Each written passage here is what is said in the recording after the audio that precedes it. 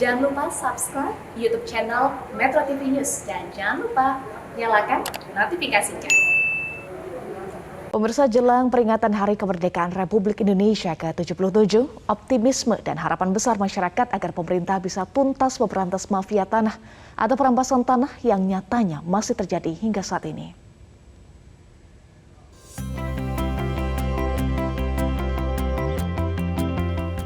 Jelang 77 tahun peringatan Hari Kemerdekaan Republik Indonesia, harusnya jadi momen untuk memberantas segala bentuk ketidakadilan, termasuk dalam hal ini ialah urusan perampasan tanah oleh para mafia tanah yang faktanya hingga kini masih saja ada. Kementerian Agraria dan Tata Ruang atau Badan Pertanahan Nasional sebagai pihak yang bertanggung jawab terkait layanan pertanahan berkomitmen untuk memberantas mafia tanah hingga ke akarnya. Mulai dari membentuk Satgas Anti Mafia Tanah yang merupakan tim gabungan antara Kementerian ATR BPN dengan Kepolisian Negara Republik Indonesia hingga digitalisasi layanan pertanahan. Kepada seluruh jajaran Kementerian ATR BPN untuk bersama-sama kepolisian di Polda masing-masing untuk berkomitmen memberantas mafia tanah. Ini hanya awal dimulainya komitmen kita bersama, dan kita pastikan bahwa prosedur hukum dilalui dengan baik tanpa pandang bulu. Menteri ATR BPN Hadi Cahyanto mengatakan salah satu bentuk implementasi dari digitalisasi layanan pertanahan ialah sertifikat elektronik. Meskipun demikian, pengecekan manual tetap dilakukan untuk meminimalisir terjadinya kesalahan. Diharapkan digitalisasi layanan pertanahan dapat menuntaskan 3 instruksi utama Presiden Joko Widodo kepada Menteri ATR, Kepala BPN, yakni mendaftarkan seluruh tanah di Indonesia, menyelesaikan konflik pertanahan, dan mendukung pembangunan Ibu Kota Negara IKN. Sebelumnya Presiden Joko Widodo telah berulang kali menekankan tentang pentingnya sertifikat tanah. Presiden menegaskan bahwa sertifikat tanah penting dimiliki setiap pemilik tanah sebagai tanda kepastian hukum. Presiden pun menuturkan bahwa sertifikat tanah menjadi perhatian karena untuk menyelesaikan problem sengketa tanah di daerah, baik antar warga dengan warga, warga dengan pemerintah, maupun warga dengan perusahaan swasta. Pemerintah juga terus meningkatkan target penerbitan sertifikat tanah setiap tahunnya. Menanggapi maraknya pelaku kejahatan tanah atau mafia tanah di Indonesia, Kementerian Agama melalui Direktur Pemberdayaan Zakat dan Wakaf himbau agar masyarakat segera daftarkan tanah wakafnya ke Kantor Urusan Agama atau KUA.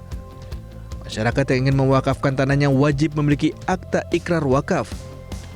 Menurut Direktur Pemberdayaan Zakat dan Wakaf Kementerian Agama Tarmizi Tohor, saat ini pihaknya terus melakukan upaya pengamanan aset wakaf bagi masyarakat.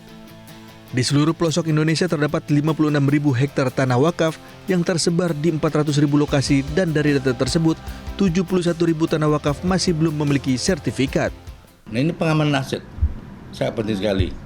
Nah, sehingga dengan percepatan ini maka orang tidak bisa lagi macam-macam terhadap tanah wakaf yang ada di Indonesia ini. Maka kelengkapan aset itu perlu sekali untuk kita, untuk pengamanan aset itu.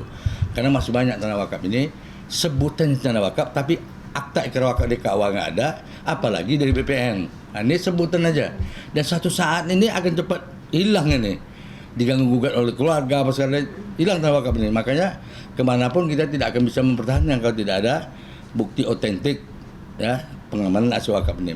Kemenak menargetkan pada akhir tahun 2022 ada 21.000 sertifikat tanah wakaf rampung. Dalam hal tersebut pihaknya bekerja sama dengan Kementerian Agraria dan Tata Ruang, Badan Pertanahan Nasional atau ATR BPN. Kemenak menjelaskan bahwa perubahan akta tanah menjadi akta ikrar wakaf bisa dilakukan di Kantor Urusan Agama atau KUA. Karena dalam hal ini, KUA tidak hanya melayani administrasi pernikahan saja, namun KUA adalah pejabat pembuat keputusan atas akta ikrar wakaf atau AIW. Setelah mendapatkan akta ikrar wakaf, masyarakat atau wakif bisa datang ke Kementerian ATR BPN untuk mendaftarkan sertifikat tanah wakaf tersebut, sehingga keamanan aset wakaf masyarakat bisa terjamin dan terhindar dari para oknum mafia tanah. Telah melakukan upaya untuk penyelamatan tanah wakaf ini dari hal yang tidak diinginkan, apakah itu mafia, apakah hilang dan sebagainya. Pengamanan aset wakaf ini perlu adanya sertifikat tanah wakaf. Jadi perpindahan dari tanah wakaf menjadi tanah biasa menjadi tanah wakaf itu melalui akta ikrar wakaf. yang diterbitkan oleh KUA. Maka KUA itu sebagai PPIW, Pejabat Pembuat Akta Ikrar Wakaf. Nah, setelah akta ikrar wakaf ini keluar, maka perlu ini diperkuat lagi dengan sertifikat. Nah, yang berhak membuat sertifikat ini adalah Kantor Agraria BTN Pertanian Nasional. Makanya karena ini pembuatan sertifikat skala biaya, maka langkah kami yang paling konkret kemarin tahun 2021 kami lakukan adalah melakukan MOU, ya, kesepakatan antara Menteri ATR BPN dengan Menteri Agama membuat MOU. Kesepakatan judulnya yaitu percepatan sertifikasi tanah wakaf yang ada di Indonesia ini. Tak hanya itu, pemberdayaan zakat dan wakaf juga memiliki program papanisasi, yakni memberikan layanan gratis pemasangan plang atau papan bagi tanah wakaf. Tarmizi juga menghimbau kepada para wakif agar memilih nazir atau penanggung jawab tanah wakaf secara benar untuk menghindari hal-hal yang tidak diinginkan. Kelemahan tanah wakaf tidak berkembang karena apa? Karena nazirnya tidak berkualitas. Nah, makanya sekarang saya membuat namanya SKKNI, Standar Kompetensi Nazir, yang sudah disahkan oleh Menteri Tenaga Kerja. Membuat namanya papan tanah wakaf. Jadi orang lewat, oh ini tanah wakaf, ini tanah wakaf. Ini ada papan pelangnya itu. Ini juga program untuk pengamanan aset wakaf.